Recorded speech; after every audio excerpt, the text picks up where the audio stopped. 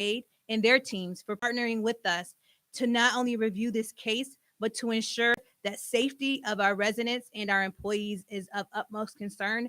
And we are all working together to make sure that everyone is kept safe. Together, we will continue to meet the needs of our entire community and overcome this crisis. Now, I would like to turn it over to Commissioner Daniel Lyman Torres, who will talk a little bit more about what we're doing at our center sites to make sure that not only our employees, but also the children and families that are being served there are taken care of during this crisis.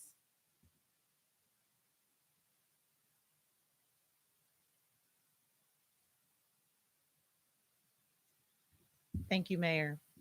We continue to take all of the protocols for making sure that the residents and our staff and any persons coming to the grab and go meal sites practice all of the same sanitary practices that are happening everywhere else in the community. So, hand sanitizing at the entrance, the staff are wearing gloves, sanitizing, and the staff who are distributing the grab and go meal bags are wearing masks. Staff are rotated in and out so that they're making sure that social distancing is maintained at each distribution location.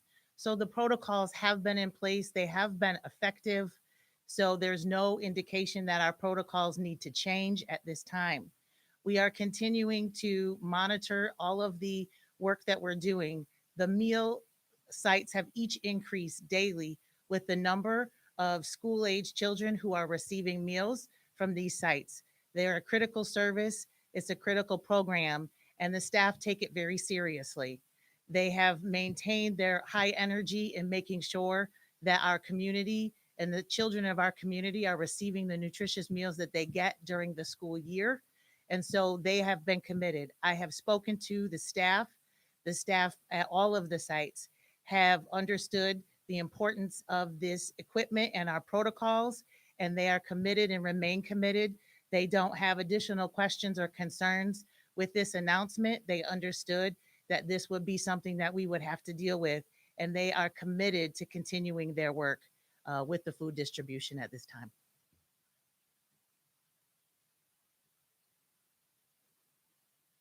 I also had the opportunity to speak to our staff member who is at home recovering well, and wanted her to know that our city and all of our residents stand behind her, and everything that we are doing in this community is to make sure that our children and families have access to not only the meals, but also the resources that they need during this critical time.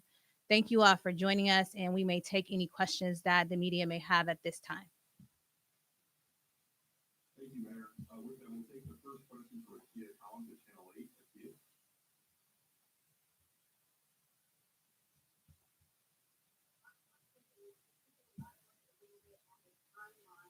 Of this individual, you said she last worked on March 19th. When was it discovered that she had tested positive? We discovered it yesterday, last night. And follow-up question.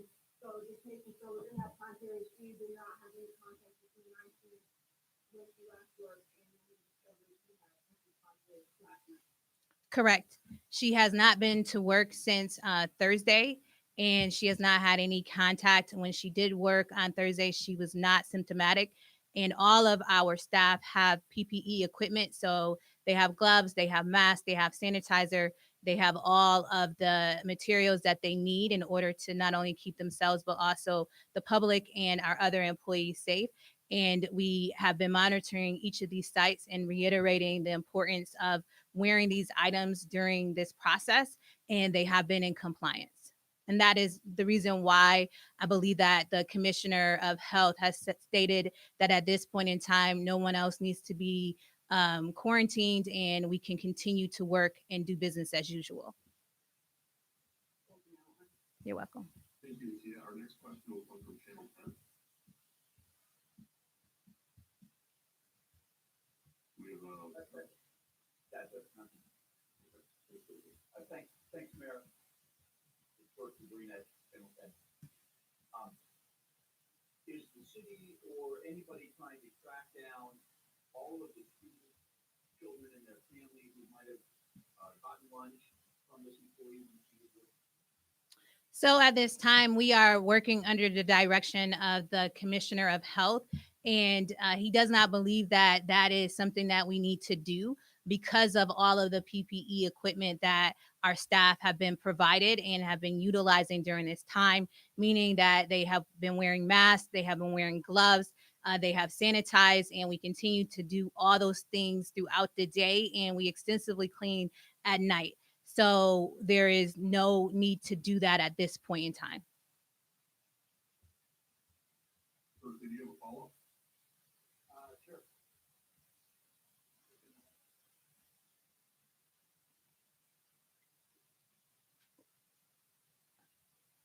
What about this person's coworker? So because, right. There was a break and they weren't wearing gloves and masks, which is in their attempt to sort of contact with coworkers. So I know that the commissioner, and she can come up and talk. We have has spoken to all of the coworkers and employees and have talked to them directly and explained to them. Um, One of the things that, as I said, that we are reiterating and have reiterated that during all times that we are in the building, need to have on mask as well as gloves. And I do know that the commissioner has spoken with the coworkers, and she can talk more specifically about that conversation that she had.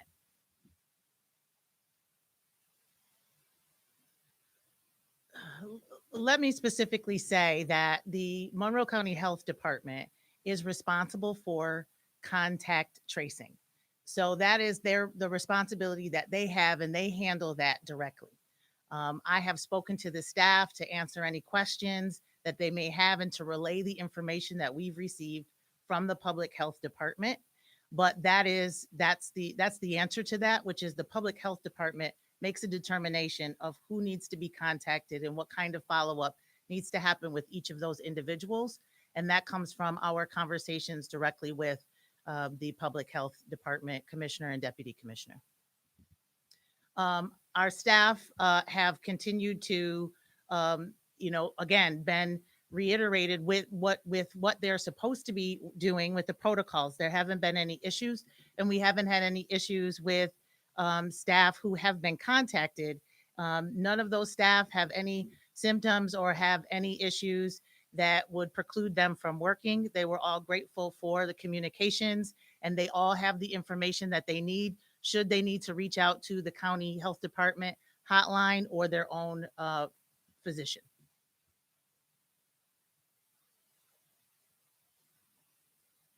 Thank you, Berkeley. Our next question will come from Tanner at Channel 13. Good afternoon. Wondering that you said this worker was involved in distribution. Would you elaborate a little bit further just on what exactly their role was each part-time and giving directly to families who were passing that? So basically, when someone goes to the distribution site, they walk in the door and they are provided with hand sanitizer, and they have to wash their hands behind the table right there at the door. They will receive food. If we're distributing breakfast, they'll receive breakfast that's in a bag. If we're distributing lunch or dinner, they're also in a bag, and they're just handed, and they actually walk out the door. During that time, the staff person has on a mask. They also have on gloves, and they are throughout the day taking the gloves off, putting on new gloves, putting on new mask as well. And so we have those PPE equipment available to our staff at those distribution sites. Were they actively giving food to families directly, or were they? So the purpose of coming to the food distribution site for grab and go meals is they hand them a bag that has been pre-packaged from either the city school district or from one of our or from Food Link. So they hand them, it's not unpackaged meals that are provided. It is actually packaged, and they hand them a bag, and they walk away with that bag. All right. Tanner, do you have another question, or should I move on to the next? Over the after this person, tested positive, was there any cleaning done at the facility? Yes, every night we always clean the facility. We bring in our DES crews that does a thorough cleaning of the facility, and we will continue to do that. So Thursday night that happened, Friday night that happened, yesterday that happened as well. And so we will continue to make sure that we are sanitizing the buildings and wiping everything down from door handles that people walk into to actually the tables and the floors, making sure that we are keeping not only our employees but our residents safe as well. Thank you, Tanner. Before we go to the next question from Eddie Singer, minority reporter, I've been contacted about the pressures going on by Julie Phillips at the county, and she's informed me that the county health department has completed their contact tracing, and there is no additional need for any quarantine or any other concerns in that regard. That basically the contact tracing is completed, and nobody is at increased risk for gaining the coronavirus at this time. So with that, turn over to Patty.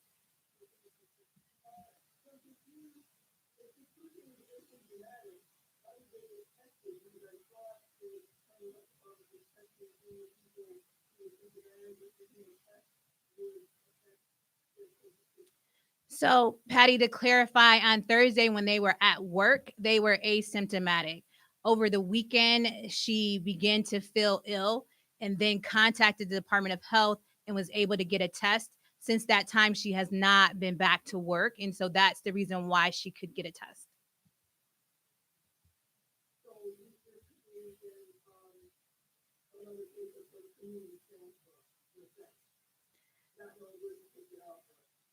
So we would have to defer to the commissioner of health, but I believe that, as Justin has already indicated from the chief communications officer for the county, the Department of Health has done their tracing and they have decided that this situation is not something that, based on what we understand and what they know, happened at any of our centers. Thank you, Patty. Next we'll go to Brian Sharp for DOT.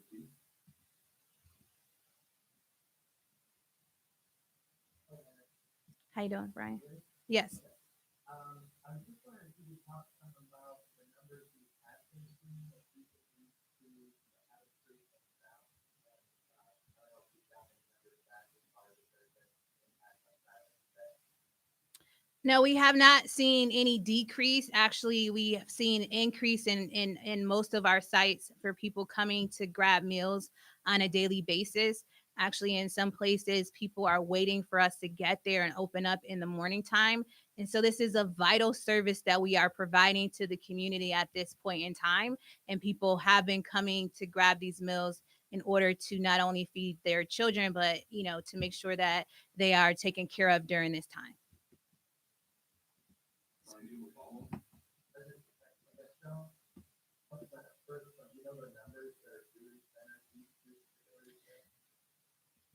It's hundreds for each meal. So if for breakfast, it's a couple hundred.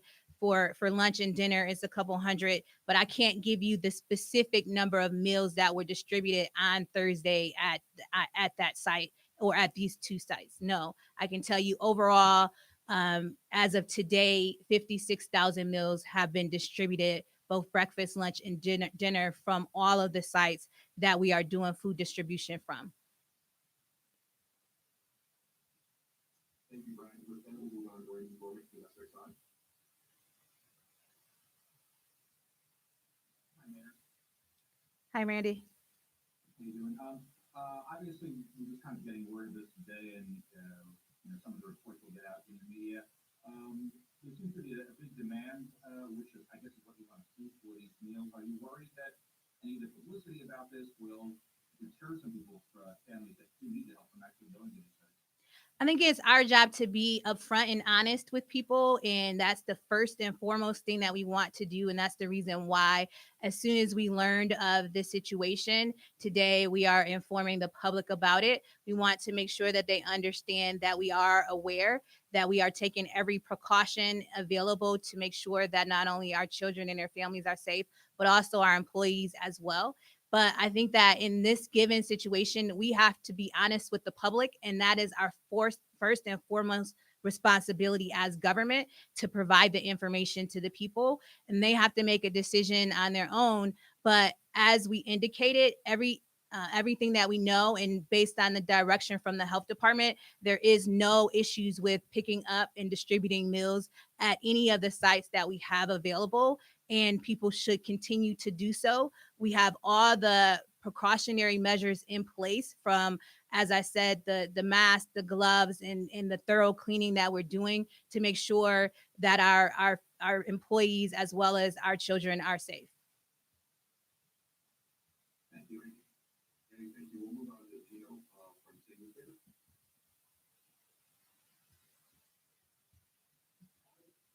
Hi, how you doing? How you doing, Gina?